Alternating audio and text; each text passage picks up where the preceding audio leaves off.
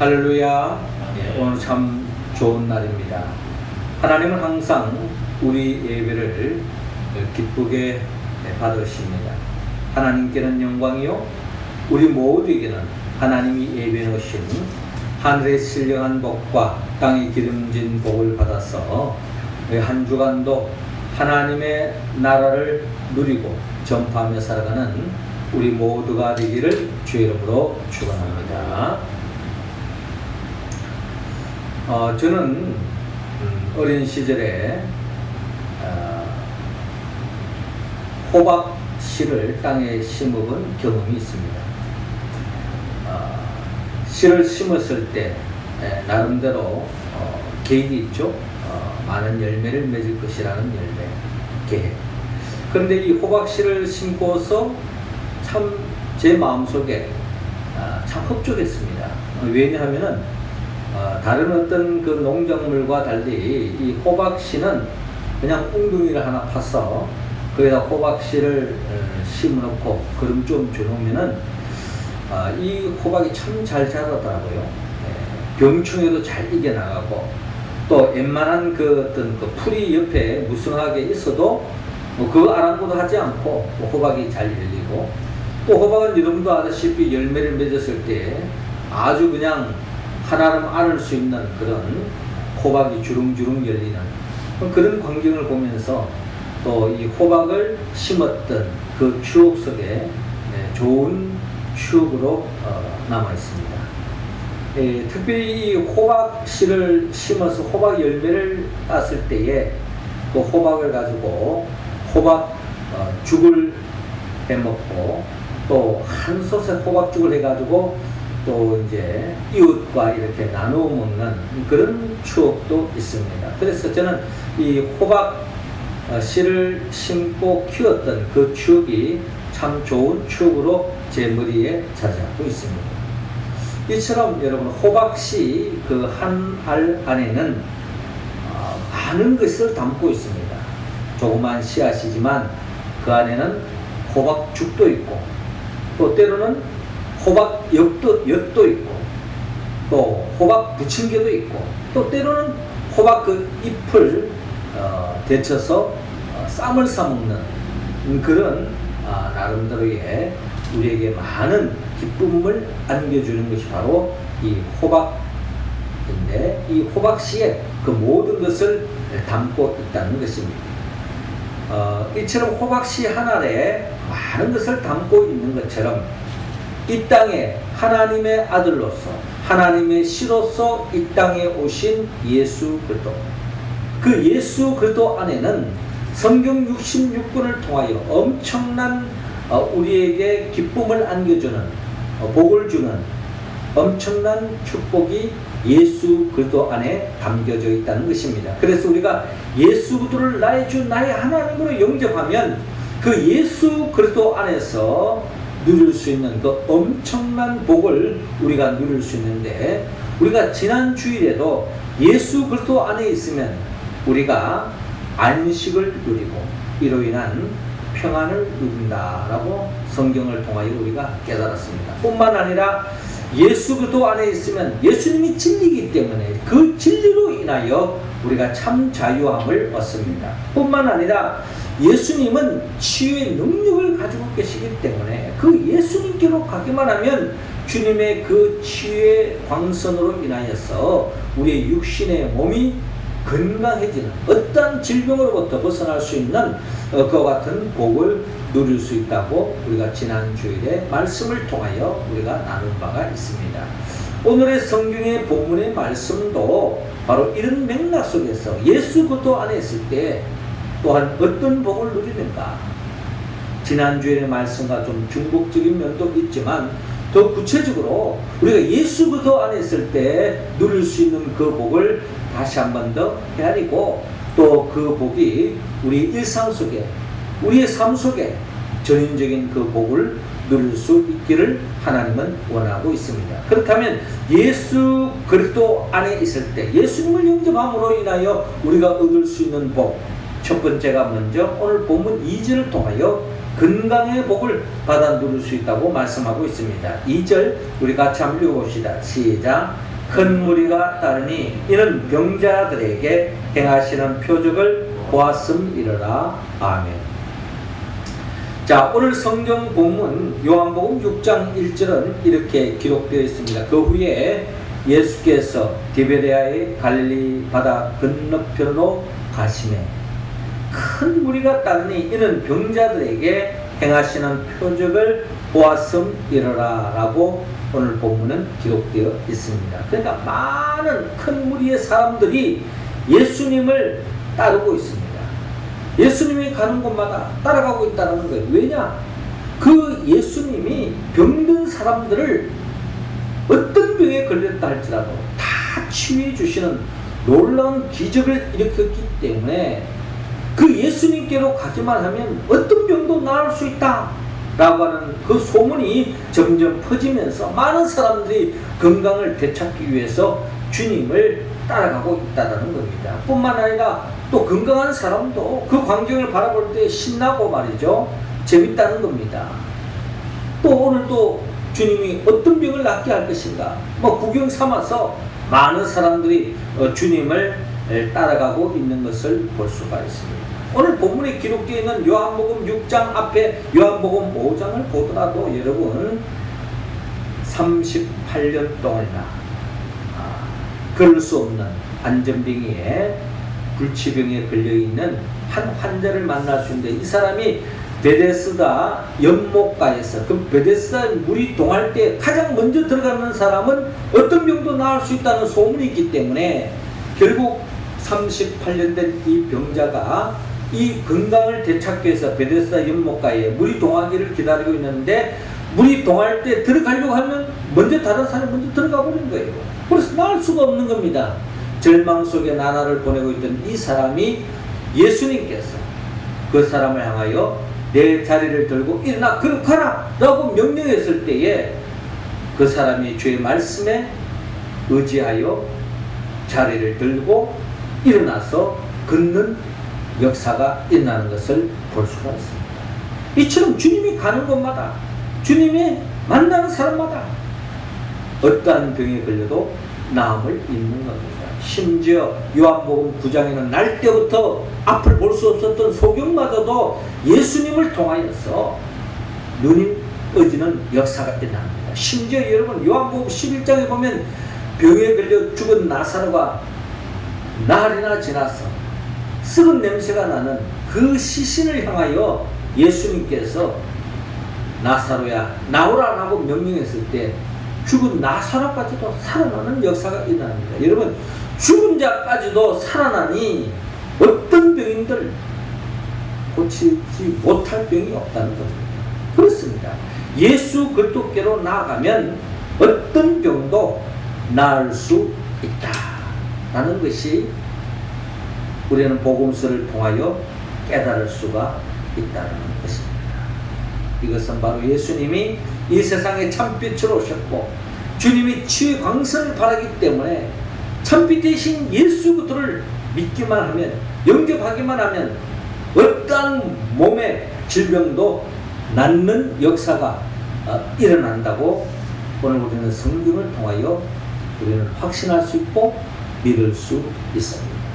여러분 예수 그리스도를 믿습니까? 그렇다면 여러분들이 몸이 건강하십니까? 건강한 삶을 살고 있냐는 겁니다. 하나님은 여러분들이 다 건강한 삶을 살기 원합니다. 자, 그런데 우리가 예수 그리스도를 믿으면 건강한 삶을 살 수 있고 또 어떤 병도 나을 수 있다라고 이야기하는데 여러분 현실적으로 어떻습니까? 우리 예수 믿는 사람 어떤 병도 안 걸리고 또 병에 걸렸다 한들 기도하면 그대로 낫고 건강한 삶을 여러분 살아가고 있습니까? 여기에 대해서 우리가 확신할 수 있는 사람은 그렇게 많지 않을 것입니다. 믿음의 성대, 복음이신 예수 그리스도를 믿고 복음이신 예수 그리스도를 전도했던 사도 바울. 여러분 사도 바울이 그 복음을 믿고 살아가는 그 삶의 여정 속에 그가 정말 건강한 삶을 살았는가? 아프지도 않고 건강한 삶을 살았는가? 우리가 헤아려 볼 때에 여기에 우리가 의문점을 갖습니다. 여러분, 사도 바울은 고린도후서 11장을 통하여 그가 예수 그리스도를 믿고 복음이신 예수 그리스도를 증거하며 믿음의 길을 걸어가는 그 삶의 자리에서도 그는 고통의 나날을 보냈던 그의 고백을 들을 수 있습니다. 여러분, 고린도후서 11장 23절을 보면요, 그는 이렇게 고백합니다. 매도 수없이 맞고 여러 번 죽을 뻔하였으니 유대인들에게 40에 하나 감한 매를 5번 맞았고 3번 태장으로 맞고 1번 돌로 맞고 라고 기록되어 있습니다. 여러분, 사도 바울이 아무리 건강한 사람이라 할지라도 여러분, 매를 수없이 맞았다.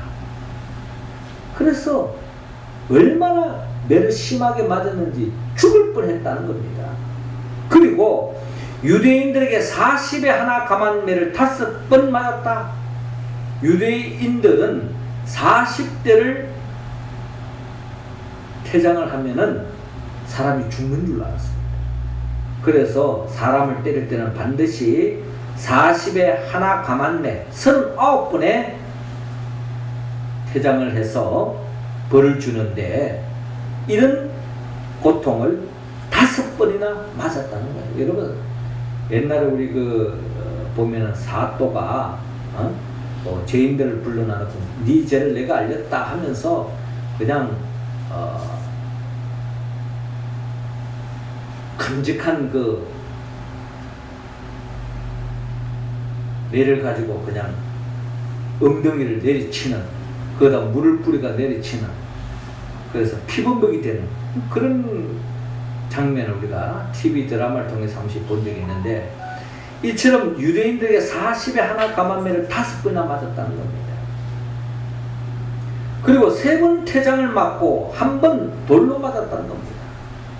여러분, 돌을 맞을 때에 안 아픈 것을 골라서 던지지 않지 않습니까? 무슨 바둑 알맹이 같은 거를 던지지 않습니다. 그냥 한 대 던지면 맞아서 그냥 뭐가 깨져도 깨질 만한 그런 돌멩이를 던지는 거죠. 그런 경우를 맞았다는 겁니다. 그러니까 멀쩡하게 건강한 사람도 여러분 이렇게 폭력을 당하고 매질을 당하고 또 돌에 맞으면요 거의 사람이 거의 골병 드는 겁니다. 멀쩡한 사람도. 그런데 사도 바울이 여러분 건강한 삶을 살았겠습니까? 이런 매질을 통해 가지고 얼마나 육신의 몸의 고통을 겪으면서 그가 살았는가를 우리가 헤아려 볼 수가 있습니다. 멀쩡한 사람도 구타를 당하면 온몸이 아픈데 또 골병이 드는데, 이처럼 사도 바울은 엄청난 고통의 나날을 보냈다. 그럼에도 불구하고 그는 그런 것에 아랑곳하지 않고 계속 복음 증거하고 나아가는 것을 보면 그가 무슨 특별한 나쁜 짓을 한 것이 아니지 않습니까? 복음 증거하다가 그런 어려움을 당한 거예요. 그럼에도 불구하고 여기에 대해서 사도 바울은 멈추지 않고 끝까지 복음 들고 나아갔다는 말은 사도 바울은 그런 육신의 고통의 자리에 있었지만 주님께서 그때그때마다 치유 광선을 발하여 주셔서 몸이 그뜬하게 나음을 입었기 때문에 계속 복음 들고 나아가지 않았을까 하는 생각도 우리는 가져봅니다.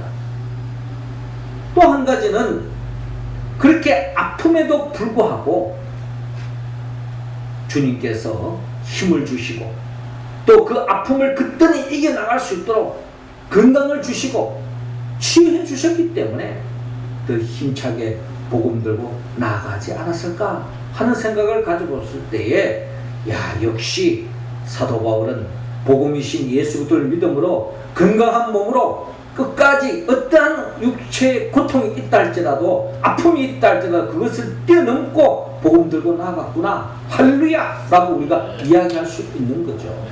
자, 그런데 여러분 사도 바울이 이어지는 그의 고백을 보면요, 그는 정말 육신의 고통의 자리에 있었던 것을 우리가 헤아려 볼 수 있는데요.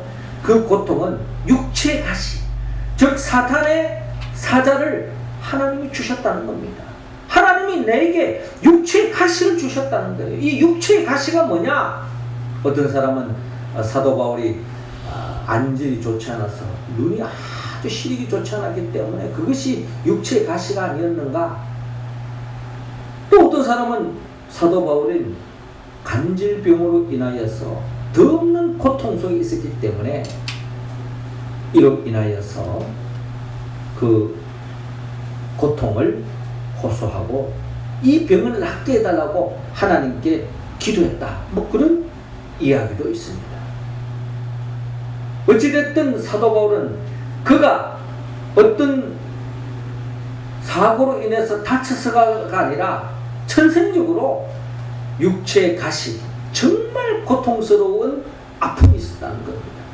자, 이 아픔을 낫게 해달라고 하나님 앞에 3번씩이나 간구했다는 거예요. 3번씩이나 간절하게 주님, 이 고통에서 나를 건져내 주십시오. 우리가 오늘 복음에 보면 복음이신 예수 그리스도가 어떤 병도 낫게 하는 것처럼 그 주님의 이름으로 기도하면 나야 되는 게 당연하지 않습니까? 그런데 현실적으로 사도 바울은 그 육체의 고통 속에 신음하며 나날을 보냈다는 겁니다. 육체의 가시로 인하여.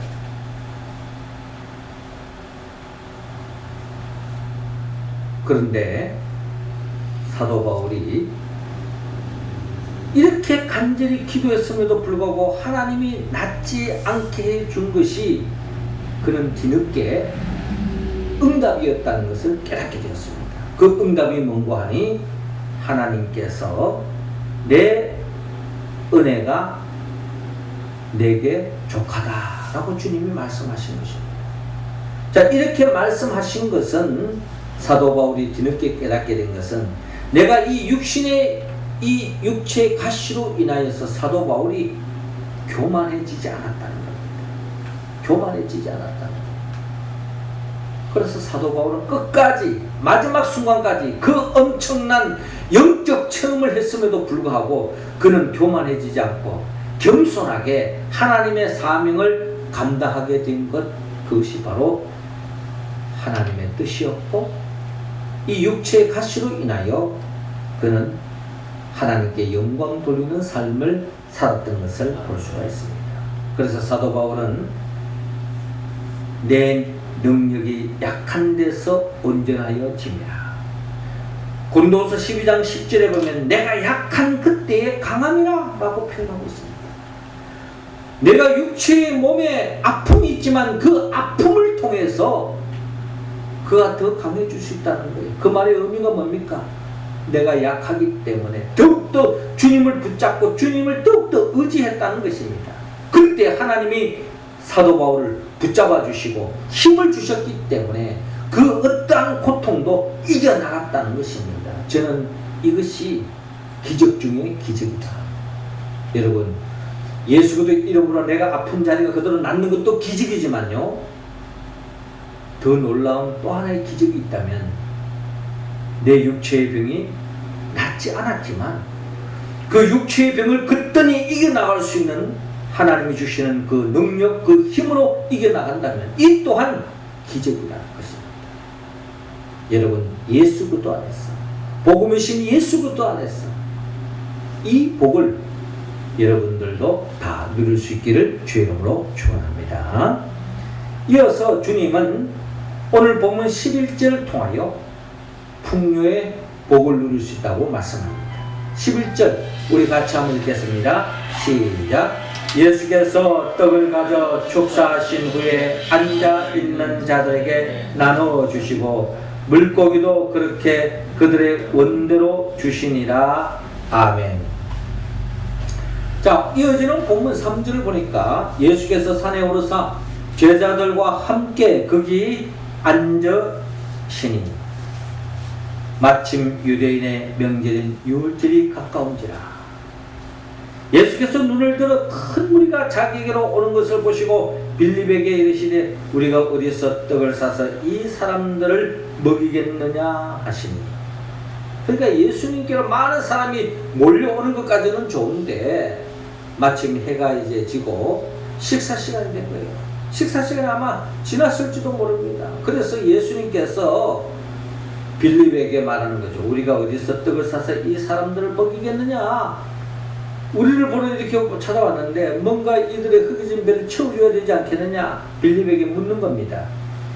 6절에 이렇게 말씀하시면 친히 어떻게 하실지를 아시고 빌립을 시험하고자 하심이라.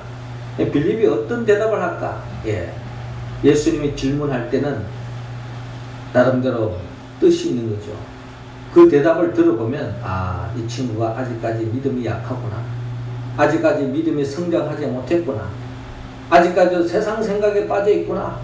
세상적인 인간적인 관점에서 이야기하는구나. 아니면 이 친구가 정말 믿음의 사람이구나 하는 것을 주님은 헤아릴 수 있기 때문에 주님은 그렇게 질문하는 것입니다. 이때에 빌립이 대답합니다. 각 사람으로 조금씩 받게 할지라도 200데나리온의 떡이 부족하리다 라고 말씀합니다. 한마디로 빌립의 이야기는 이 많은 사람들에게 조금씩 떡을 먹인다 할지라도 그것을 돈으로 사면은 200데나리 이상 된다는 것입니다. 200데나리온의 떡을 사도 부족할 겁니다 라고 하는 말은 결국에는 불가능합니다. 왜? 예수님과 또 제자들이 무슨 엄청난 수익을 거두어서 돈이 많은 것도 아니잖아요. 그러니 한마디로 불가능을 이야기하는 겁니다. 그때에 8절에 제자 중 하나 곧 시몬 베드로의 형제 안드레가 예수께 여짜오니, 안드레는 그래도 조금이나마 희망적인 이야기를 주님께 하는 겁니다. 그 말은 다름이 아니고 9절을 보니까 여기 한 아이가 있어 보리떡 5개 물고기 2마리를 가지고 있나이다. 그러나 그것이 이 많은 사람에게 얼마나 되겠사옵나이까.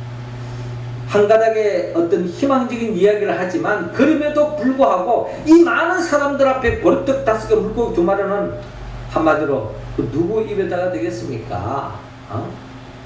냄새만 맡을 수 있을까는 모를까? 그 누구 흙이진 배를 채우기는 너무나도 부족한 양이라는 겁니다. 그때 예수님께서 이 제자들에게 말씀합니다. 이 사람들로 앉게 하라. 이 사람들로 앉게 하라.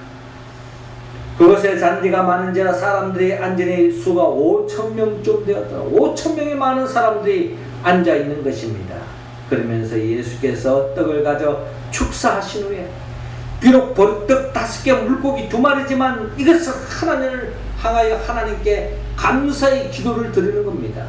그리고 나서 앉아 있는 자들에게 나누어 주시고 물고기도 그렇게 그들의 원대로 주라고 말씀하실 때에 제자들이 그대로 순종했습니다. 자, 그 결과가 어떻게 됐습니까? 12절에 그들이 배부른 후에 예수께서 제자들에게 이르시되 남은 조각을 거두고 버리는 것이 없게 하라 라고 말했습니다.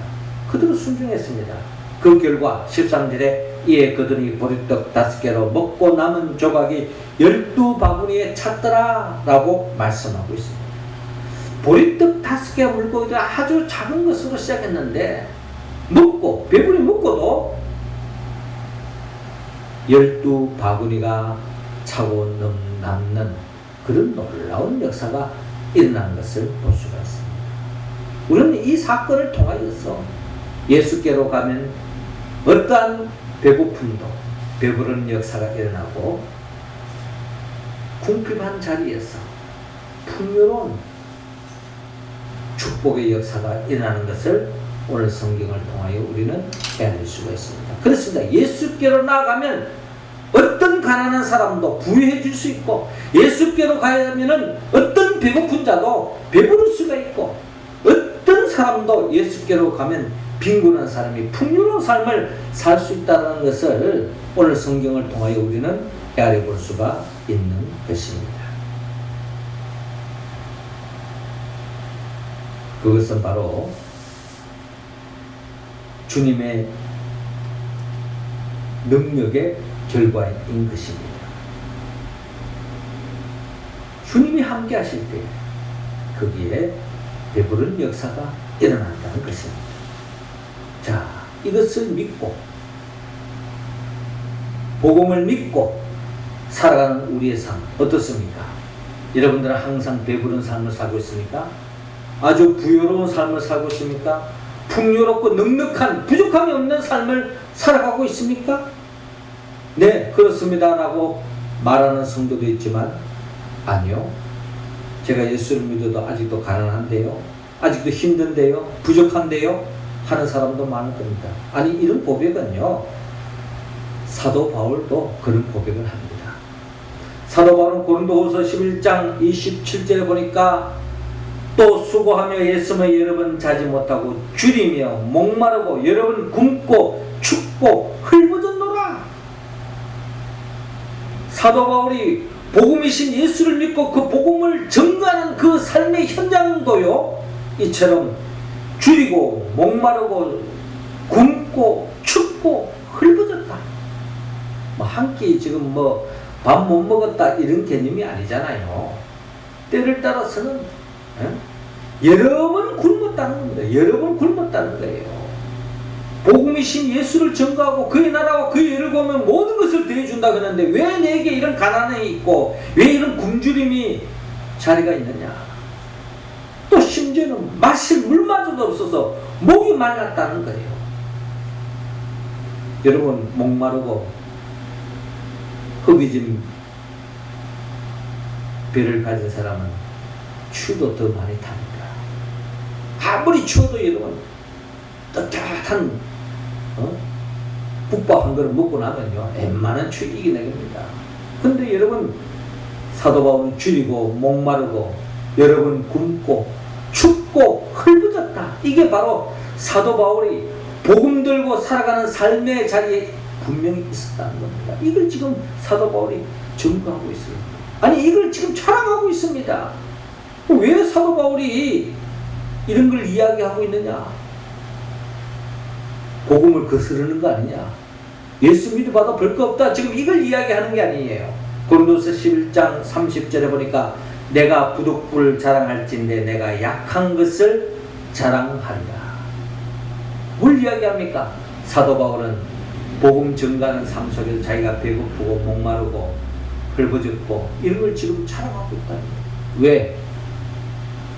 사도 바울은 내가 이렇게 힘들고 어려울 때 사도 바울은 더욱더 복음이신 예수 그리스도를 바라보고 주님을 의지했다는 것입니다.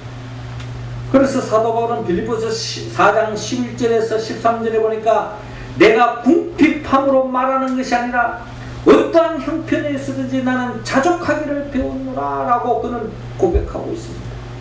나는 비천에 처할 줄도 알고 풍부에 처할 줄도 알아 모든 일 곧 배부름과 배고픔과 풍부와 궁핍에도 처할 줄 아는 일체의 비결을 배웠노라.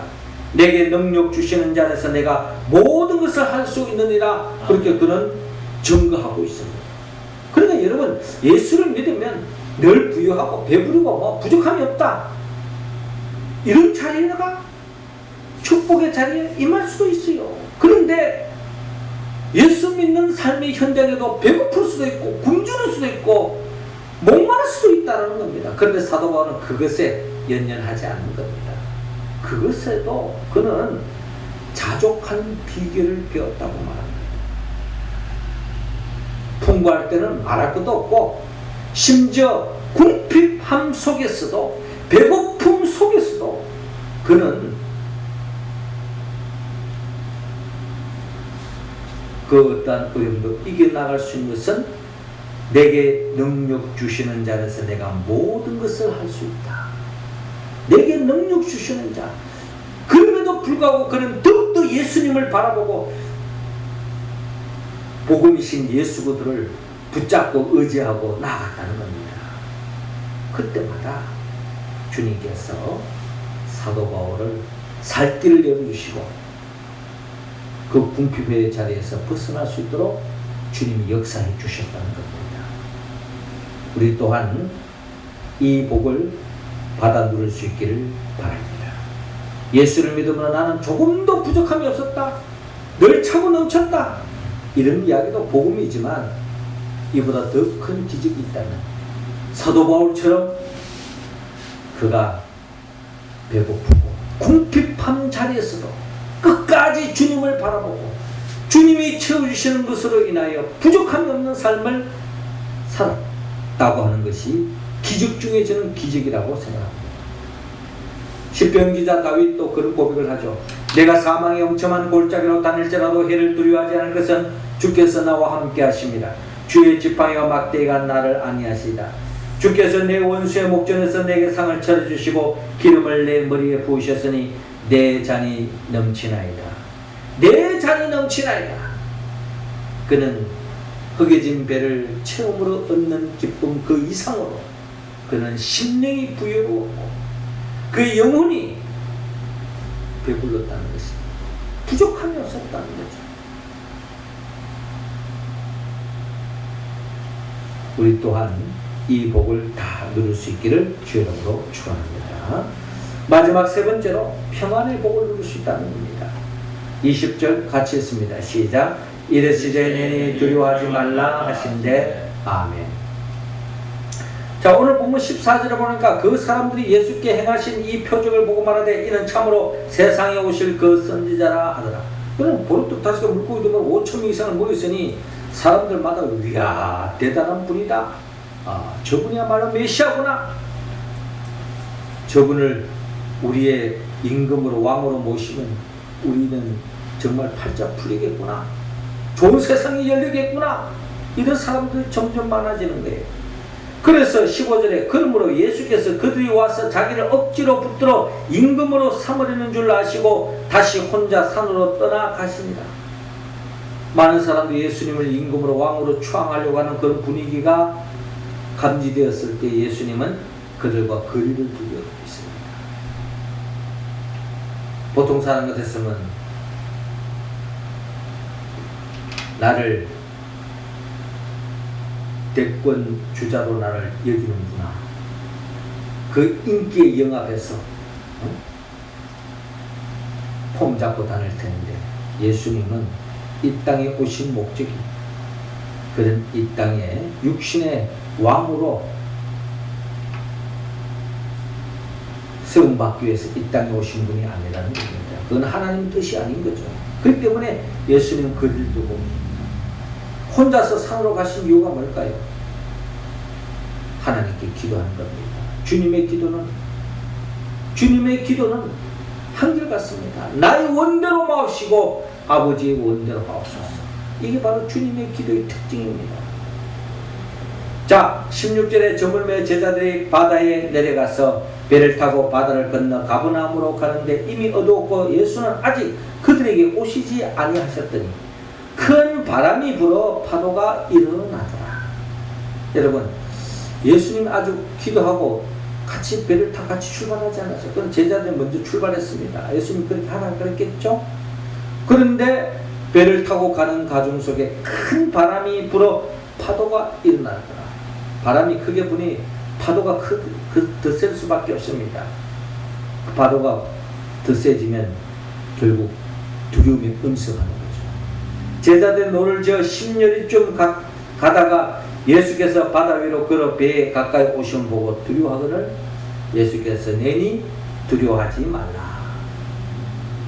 제자들이 노를 빨리 져가지고 빨리 풍랑을 벗어나서 빨리 육지로 가야 되겠다, 항구로 가야 되겠다 하고 노를 지었지만 거기에 예수님께서 그 풍랑 위로 걸어서 배 위로 다가오시는 예수님을 보았습니다. 제자들은 두려움에 빠져 있었습니다. 그때 예수님이 하신 말씀, 내니 두려워하지 말라 라고 말씀하셨습니다. 그 예수님을 배에 함께 모시고 결국 배는 곧 그들이 가려던 땅에 이르렀더라 라고 말씀합니다. 풍랑이 잠잠해지고 그들이 원하는 항구에 도착했다는 것이 오늘 성경 본문에 기록되어 있습니다. 우리는 이 본문을 통하여 주님이 함께 하시면 우리는 어떠한 두려움으로부터 벗어날 수 있고 참 평안을 누릴 수 있다라고 우리는 고백할 수 있습니다. 그렇습니다. 예수 그리스도 안에 있으면 어떤 불안, 어떤 염려, 어떤 걱정으로부터도 자유함을 누릴 수 있고 평안을 누릴 수 있다는 것입니다. 우리는 예수 그리스도 안에 있어야 합니다. 지금 우리가 풍랑을 맞고 있는 것은 아니지만 사실 우리 인생은요 끊임없는 비방이 우리 항해하는 우리 인생길에 찾아온다는 것입니다. 풍랑을 만나면 언제 어느 순간에 언제 자초할지 모르고 언제 풍랑의 삼킴을 당할지 모릅니다. 그렇잖아요. 우리의 삶은 한치 앞을 내다볼 수 없는 겁니다. 어제까지 멀쩡한 사람이 한순간에 병에 걸려서 불치병으로 살 날에 며칠 남지 않았다는 이야기를 듣기도 하고, 그렇게 행복하게 살던 사람이 한순간에 이 세상을 떠났다는 소식을 우리는 듣기도 합니다. 우리는 내일 보장할 수 있는 사람은 아무도 없어요. 젊다고 오래 사느냐? 그렇지 않습니다. 늙었다고 빨리 가느냐? 그렇지 않습니다. 젊지만 먼저 갈 수도 있는 거고, 늙었지만 더 오래 살 수도 있는 것이 우리 인생 이야기인 것입니다. 한치 앞을 내다볼 수 없습니다. 염려와 걱정과 두려움이 우리의 삶의 자리에 있습니다. 그런 우리를 향하여 주님이 내니 두려워 말라 라고 말씀합니다. 여러분, 사도 바울의 삶에도요 이런 두려움이 있었습니다. 여러분, 고린도서 11장 25절에 보면 3번 파선하고 1주야를 깊은 바다에 지냈습니다. 그가 풍랑을 당해가지고, 그가 파선을 당해가지고 1주야를 깊은 바다에 지냈다는 말이 뭡니까? 일주일 동안이나 바다에서 표류하면서 물속에 잠겨서 죽을 줄 모르는 그런 위기에 처한 바도 있었다는 겁니다. 26절에도 바다의 위협이 있었다는 거예요. 바다의 위험만 있습니까? 강의 위험과 강도의 위험과 동족의 위험과 이방인의 위험과 신의 위험과 광야의 위험과 거짓 형제 중에 위험이 있었다라고 사도 바울은 고백합니다. 우리도 마찬가지입니다. 지금 전 세계적으로 코로나19라고 하는 그런 위협 속에 우리가 살아가고 있지 않아요? 여러분, 이 위기가 끝나면 모든 게 다 평탄해집니까? 또 다른 형태의 우리가 예기치 못했던 문제가 우리의 삶 속에 엄습해오는 것이 이 땅을 살아가는 모든 인생들의 현주소라는 것입니다. 이런 상황을 사도 바울도 복음 전가하는 그 삶의 현장에도 이런 위협을 당했다는 겁니다. 이런 위협 속에 사도 바울이 두려워하지 않았을까요? 두려움이 있었다는 겁니다. 그러나 그 두려움에 떨고 있지 않고 사도 바울은 고린도서 11장 30절에 내가 부득불을 자랑할진대 내가 약한 것을 자랑하리라. 나 또한 두렵고 떨리지만 이런 나의 약함을 자랑하고 있다는 거예요. 그 말은 뭔고 하니 사도 바울은 이런 두렵고 떨림의 자리에서 머물지 않고 더욱더 주님을 붙잡고 의지했다는 겁니다. 매달렸다는 겁니다. 그때 주님이 주시는 그 능력으로, 그 힘으로 그 모든 두려움으로부터 극복할 수 있었다는 것입니다. 할렐루야. 이게 바로 기적 중의 기적이라는 거예요. 예수 믿으면 막 두려움도 없어지고 문제도 안 생기고 모든 것들이 순풍의 돛담배처럼 아무 문제 없이 그냥 순탄하게 가는 그것만이 기적이 아닙니다. 우리 믿는 사람도 어려움을 당할 수 있고 어떤 위협을 당할 수도 있다는 겁니다. 그 속에도 주님 안에서 평안을 얻는 것, 이게 바로 기적 중의 기적인 거죠. 시편 기자 다윗도 시편 46편에 하나님은 우리의 피난처시요 힘이시니 환난 중에 만날 큰 도움이시니라. 그러므로 땅이 변하든지 산이 흔들려 바다 가운데 빠지든지 바닷물이 솟아나고 뛰놀든지 그것이 넘침으로 산이 흔들릴지라도 우리는 두려워하지 아니하리로다. 다윗이 그런 어려움 속에도 두려워하지 않는 이유가 뭡니까? 하나님이 나와 함께 하신다는 거죠. 시편 107편 30절에 그들이 평온함으로 말미암아 기뻐하는 중에 여호와께서 그들이 바라는 항구로 인도하시는구나. 그런 어려움이 있지만 결국 주님이 함께 하시고 소원의 항구로 인도해 주신다는 것입니다. 그러니 우리는 내니 두려워하지 말라는 이 주님의 말씀을 믿고 한치 앞을 내다볼 수 없는 우리 인생길이지만 주 안에서 참된 평안을 누릴 수 있기를 주의 이름으로 축원합니다. 사랑하는 성도 여러분, 그렇습니다. 예수 그리스도 안에 있으면 우리가 건강한 복을 누릴 수 있습니다. 또 풍요의 복을 누릴 수 있습니다. 그리고 평안의 복을 누릴 수 있습니다. 이 복을 우리가 온전히 누리기 위해서는 예수 그리스도 안에 있어야 됩니다. 예수님이 나의 구주요, 예수님이 나의 구원자라는 것을 고백하는 자만이 이 복을 누릴 수 있다는 겁니다. 여러분, 예수님의 영보혜사 성령이 함께 할 때만이 우리는 예수가 누구인지 알 수 있습니다. 예수님은 말씀으로 천지만물을 창조하신 분이요, 우리를 진정한 복을 안겨주기 위하여 인간의 몸으로 오셔서 우리의 모든 죄를 대신 짊어지고 십자가에 못 박아 죽으시고 죽은 자 가운데 3일 만에 부활하셔서 성천하시고 지금도 우리에게 보혜사 성령을 보내주셔서 그 성령의 도우심으로 교회를 중심으로 해서 우리가 참된 복을 누리고 하나님의 나라를 누리며 살아가는 우리들을 영원한 하나님의 나라 천국으로 인도하기 위하여 장차 재림하여 오실 예수 그리스도, 그분의 영 보혜사 성령의 도우심으로 예수 그리스도 안에서 진정한 건강, 진정한 풍요, 진정한 평안을 누리는 우리 모두가 되기를 주의 이름으로 축원합니다. 기도드리겠습니다. 하늘에 계신 우리 아버지, 이 시간 우리 한 사람 한 사람에게 성령의 기름을 부어주시고 성령 충만함으로 예수 그리스도 안에서 건강의 복을 누리게 하시고 풍요의 복을 누리게 하시고 진정한 평안의 복을 누릴 수 있도록 인도하여 주옵소서. 예수님의 이름으로 기도드립니다. 아멘.